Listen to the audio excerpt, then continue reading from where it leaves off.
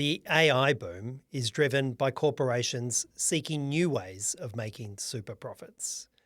We didn't ask for this. It's their plan, not yours. AI is being used by the ultra-wealthy to turn stolen data, scarce water, and public power resources into ever-increasing profits. That's why you see AI being shoved into every product. We don't need an AI-enabled fridge, or I don't. We don't need AI search results on Google that are often wrong and impossible to turn off. Some of the uses are downright creepy, like AI integrated into dating apps, learning all your most personal information. They're selling chatbot teddies for kids, for heaven's sake. The risks and privacy implications are so obvious. Some of the biggest corporations like Amazon and Meta have had leadership boards internally to encourage token maxing, basically pushing employees to use as much AI as possible, regardless of whether or not it was useful. If it was useful, they wouldn't have to do this. So big money is why they're chasing it. But how do they profit? A big part of the answer is data. Most of these AI uses we're getting pushed onto aren't solving a problem, but justifying increasing costs and ways to steal our data. They need the data to run their products. I'll say that again.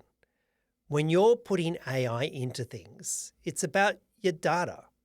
A smart connected device, or an app generates a constant behavioral data stream, and they're tracking what you eat, when you go home, how you sleep, what you type, how you move. That data is often worth far more over the long term than the hardware, and the AI framing is the cover story for collecting it. We saw this with Pokemon Go, being exposed for getting its users to train AI how people move through the world, a tech that is now being fed into weapon systems.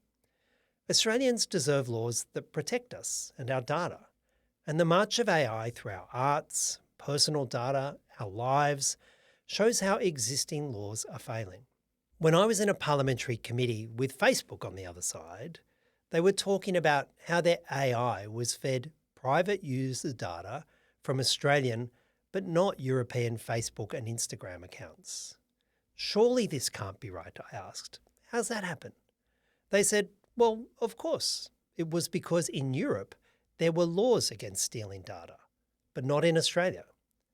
It's these same broken laws that our governments have been telling us are up to the task of regulating AI, and it's just not true.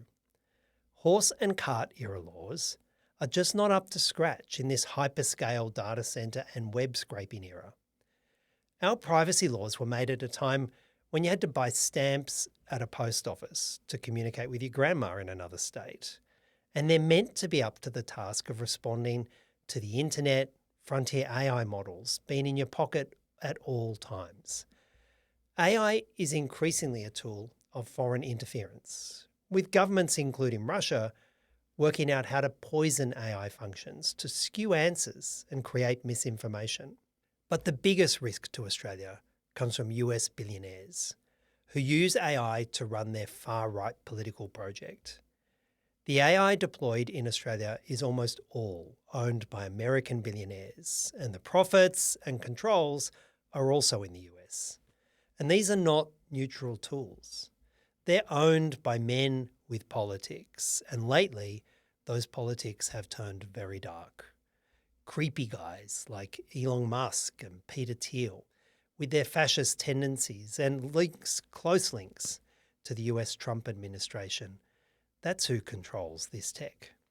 Elon Musk owns the AI built into his own platform, and he writes the biggest checks, keeping the most authoritarian US administration in living memory in power.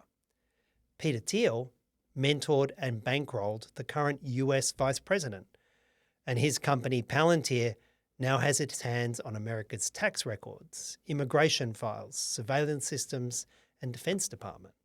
And that's also the company our own government keeps signing contracts with.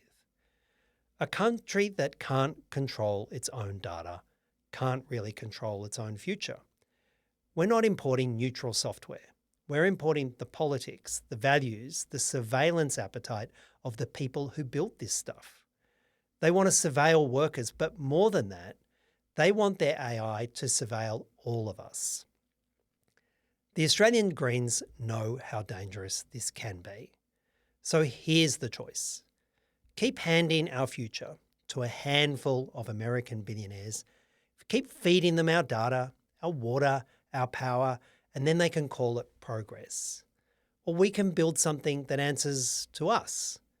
And that means privacy laws with teeth, public investment in sovereign Australian-controlled AI that we can see inside, and a government that stops signing surveillance contracts with the likes of Palantir. It's time to get off the US AI drug and start backing ourselves in. Not to fear the technology, but to own it and control it on our terms.